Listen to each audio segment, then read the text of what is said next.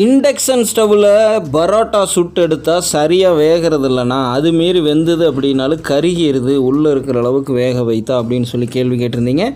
இப்போ அதுக்கு பார்த்திங்க அப்படின்னா நம்ம ஒரு தீர்வு தர்ற மாதிரி நம்மளுடைய பவுன்ஃபுட்ஸுடைய பாரம்பரிய முறையில் பக்குவப்படுத்தி தயாரித்த பரோட்டா மாவில் சுற்றி எடுத்த அந்த பரோட்டாவை இப்போ உங்களுக்கு வேக வைத்து காண்பிக்க போகிறேங்க. ஒன்று இப்போது சாம்பிளுக்கு தயவு செய்து கவனமாக கவனித்து பார்த்து கொள்ளுங்கள். எந்த மாதிரி வெப்ப அளவுகளை மாற்றுறேன், எந்தெந்த மாதிரி சரிங்களா டிப்ஸுகளை கைவிடிக்கிறேன் அப்படின்னா தான் நீங்களும் இந்த மாதிரி சமைச்சிக்க முடியும். அதாவது இருக்கிற உபகரணங்களை வைத்துக்கொண்டே.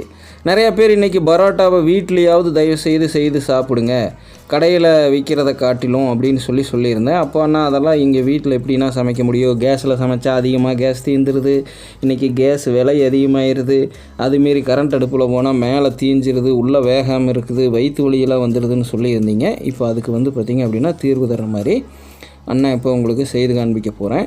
முதல்ல எண்ணெயை சுற்றி ஊற்றக்கூடாது. இந்த மாதிரி இண்டக்ஷன் ஸ்டவ்வில் மேலே மட்டும்தான் ஊற்றணும். இப்போ நம்ம முதல்ல இந்த பக்கம் திருப்பி போட்டுக்குவோம், லைட்டாக ஹீட் ஆன உடனே சரிங்களா. இப்போ இது மேலேயும் நம்ம தேய்ச்சிக்கலாம். அவுட்டரில் அதிகமாக ஊற்றுனீங்க அப்படிங்கன்னா பூரா வலிஞ்சு கீழேயும் போயிடும், இந்த பட்டன் இருக்கிற இடத்துகளுக்கெல்லாம் வந்துடும். இப்போது ஒரு பரோட்டா வேக வைக்கிறதுக்கான முழு கால அளவை அப்படியே உங்களுக்கு காண்பிக்க போகிறோம். தயவுசெய்து பொறுமையாக பார்த்துட்டு நீங்களும் உங்கள் வீட்டில் இதே மாதிரி சமைங்க. திரும்ப சொல்லிக்கிறேன், ஏன்னா இதில் சமைக்கிறதுனால பல்வேறு பக்க விளைவுகள் வருதுன்னு நீங்கள் கேள்வி எழுப்பிக்கிட்டே இருக்கிறீங்க. இருந்தாலும் நம்மளுடைய கால சூழ்நிலைக்கு ஏற்ப அப்பார்ட்மெண்ட்டில் இருக்கிறவங்க ராக்கெட் அடுப்பு செய்து பயன்படுத்த முடியாது. பக்கத்தில் இருக்கிறதா ராக்கெட் அடுப்பு, நாங்கள்லாம் இப்போ அதில் தான் சமைச்சிக்கிட்டு இருக்கிறோம். உங்களுக்காக எங்களுடைய ஆராய்ச்சியை பயன்படுத்தி இப்போ பாருங்கள் 1100 வைத்து மேலே லைட்டாக செவக்கிற அளவுக்கு வெப்பம் வர்ற அளவுக்கு நம்ம 1100 இண்டக்ஷனை கொடுப்போம். அதுக்கப்புறம் எப்படி மாற்றுறேங்கிறத பாருங்கள். இப்போது லைட்டாக மேல் சைடு சரிங்களா செவந்திருக்கு, தெரியுதுங்களா ஒவ்வொரு இடமும். இப்போ பார்த்திங்க அப்படின்னா எல்லா இடத்துக்கும் மட்டமாக அந்த இண்டக்ஷன் ஏறல. அதனால் பார்த்திங்க அப்படின்னா நம்ம தொடர்ந்து அதை அமுத்தி விட்டுக்கிட்டே இருக்கணும். இல்லை அப்படின்னா நீங்கள் சொன்ன மாதிரி தீஞ்சு மேலே தீஞ்சு போயிடும், உள்ளே பார்த்திங்கன்னா வேகாமல் இருக்கும். இப்போ லைட்டாக இந்த மாதிரி திருப்பி விட்டுக்கிட்டே அமுத்தி விட்டுக்கிட்டே இருங்க சரிங்களா. இப்போது மறுபடியும் கொஞ்சம் எண்ணெயை ஊற்றுங்க.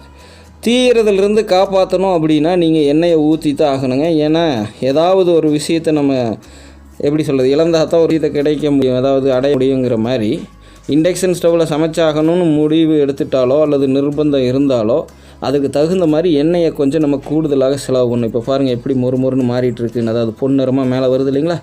ஆனால் இதை இப்படியே கன்யூஸாக வச்சிங்கன்னா அந்த இடம் கருகிரும், உள்ளானா வெந்தும் கிடைக்காமல் போயிடும். ஓகேங்களா, அதை தான் நீங்கள் கேட்டிருக்கீங்க சரிங்களா. அதுக்கு இப்போ தீர்வாகத்தான் இப்போ நம்ம செய்து காண்பிச்சிட்ருக்குறோம். இதோ பாருங்கள் மேலே எடுத்தே காட்டுறேன். இப்போ இது மேலே நம்ம கேஸில் சமைக்கிற மாதிரியோ அடுப்பில் சமைக்கிற மாதிரியோ இந்த அளவுக்கு அதில் சூடு வச்சு இருந்ததுன்னா உள்ளே வெந்திருக்கும். ஆனால் இந்த இண்டக்ஷனில் வேகலை. இதுக்கும் நம்ம லேசாக தேய்த்து எடுத்துருக்குறோம் இந்த பரோட்டாவை, அதாவது சுற்றி எடுத்துருக்கோம். அப்போது நம்ம என்ன பண்ணுறது, இப்போ நம்ம 400க்கு மாற்றிருக்கிறோம், அது உங்களால் கவனிக்க முடியுது. இப்போ பார்த்திங்கன்னா சுற்றி மேலே அப்படியே லைட்டாக அமுத்தி விடுங்க சரிங்களா. அப்போனா தான் அதிலிருந்து வர இண்டக்ஷன் கரெக்டாக எல்லா இடத்துக்கும் பரவும், அதாவது இண்டக்ஷன்லேருந்து வர்ற ஹீட்டு. ஓகேங்களா, உங்களுக்கு செய்து காண்பிக்க போகிறேன். இறுதி வரைக்கும் முழுதாக பாருங்கள். தீயாமல் இருக்கும், ஆனால் அதே சமயம் வெந்திருக்கும் சரிங்களா. மேலே இருக்கிற கலர் சேஞ்ச் ஆகிருந்தாலும் உள்ள வரைக்கும் எப்படி வெந்திருக்குங்கிறது முதல் கொண்டு எடுத்து காட்டுறேன். இதையெல்லாம் நீங்கள் வீட்டில் செய்து சாப்பிடையில கொஞ்சம் பக்குவத்தை மாற்றிட்டிங்கனாலும் வயிற்று வலி வந்துடும், மலச்சிக்கல் வந்துடும். இப்போ நான் 120 கொண்டு போயிருக்கேன். இப்போ பாருங்கள் உள்ளே பிச்சு காட்டுறேன், எந்த பக்குவத்துக்கு வந்திருக்குன்னு பாருங்கள் சரிங்களா. இதுதான் சுற்றுன பரோட்டாவுடைய பக்குவங்க பவுன்ஃபுட்ஸோடது. அப்படியே சும்மா லைட்டாக தொட்டாலே அப்படியே எப்படி வருதுங்க உங்களுக்கு, மொறுன்னு இருக்கிறது பிரிஞ்சு வந்துக்கிட்டே இருக்குது. இப்போ பாருங்கள் மேலே இந்த அளவுக்கு பொன்னிறமாக மாறி இருந்தாலும் உள்ளே வெள்ளை வேக்காடு வெள்ளையாக தான் இருக்குது, ஆனால் வெந்து இருக்குது. சாப்பிட்டும் பார்க்குறேன், நல்லா வெந்துருச்சு. இப்போ இந்த பக்குவத்துக்கு நீங்கள் ஒவ்வொன்றையும் சுட்டு எடுக்கணும், புரியுதுங்களா. அதற்காகத்தான் எண்ணெயை மேலே ஊற்ற சொன்னேன். இப்போ நம்ம 1 கிலோ மாவுக்கு போட்டிருக்குறோங்க. முதல்ல இந்த தோசைக்கல் ஹீட் ஆகி அப்புறம் நம்ம பரோட்டா போட்டதுனால தான் இவ்வளவு நேரம் எடுக்குது. மற்றபடி பார்த்திங்க அப்படின்னா ஒரு பரோட்டாவுக்கு இன்றைக்கி க்ளோஸ் காட்டுற நல்லா பாருங்கள். இந்த ஒரு பரோட்டாவை நம்ம ஒரு 2.5 நிமிஷத்தில் சுட்டு எடுத்துக்கலாங்க.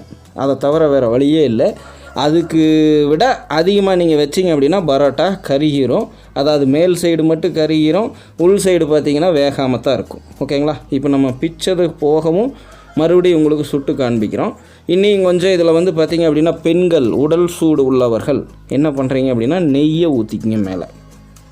ஏற்கனவே இதில் வந்து நம்ம பரோட்டா பிணையிற பக்குவத்தையும் செய்து போட்டிருக்கிறோம், உருண்டை பிடிக்கிற பக்குவத்தை செய்து போட்டிருக்கிறோம். அதாவது பரோட்டா மாவு பிணையிறது, உருண்டை பிடிக்கிறது, விசர்றதுன்னு அதெல்லாம் வந்து இன்னும் இதோட பிளேலிஸ்ட்டில் கீழே இருக்குது. பவுன்ஃபுட்ஸின் பாரம்பரிய உணவுகளும் பயனுள்ள மருத்துவ தகவலில் இது வரைக்கும் பார்க்காதவங்க பார்த்துங்க. இதோ பாருங்கள், ஃபைனல் ஸ்டேஜ் வரைக்கும் நம்ம கொண்டு வந்துட்டோம். கருகலை கடையில் இருக்கிற மாதிரி பொன்னிறத்துக்கு இருக்கிறோம். பரோட்டா எப்படி அப்படியே சூடு பொட்டையை கிளப்புது, வாசமே சாப்பிட்லாம் போல் இருக்குது, அருமையாக இருக்குங்க. இதை இங்கே பாருங்கள், நீங்கள் சுற்றின பரோட்டா இந்த மாதிரி அப்படியே தொட்ட உடனே உறிஞ்சி வர்ற மாதிரி வருதான்னு பாருங்கள். நிறையா பேர் ரொட்டி மாதிரி ஆயிடுச்சுன்னா அப்படின்னு சொன்னீங்க இல்லையா, அதற்கும் ஒரு தீர்வாக அமையுது. அதனால தான் நான் முன்பே சொன்ன மாதிரி எப்படி சுற்றுறது, மாவு எப்படி பிணைது அப்படிங்கிறது முதல் கொண்டு பவுனம்மாவுடைய அற்புதமான கைப்பக்குவத்தில் செய்து காண்பித்துக்கிறதையும் பார்த்துட்டு பலன் பெறுங்க. அடுத்த நிகழ்ச்சியில் சந்திக்கிறேன். நான் உங்கள் குரு.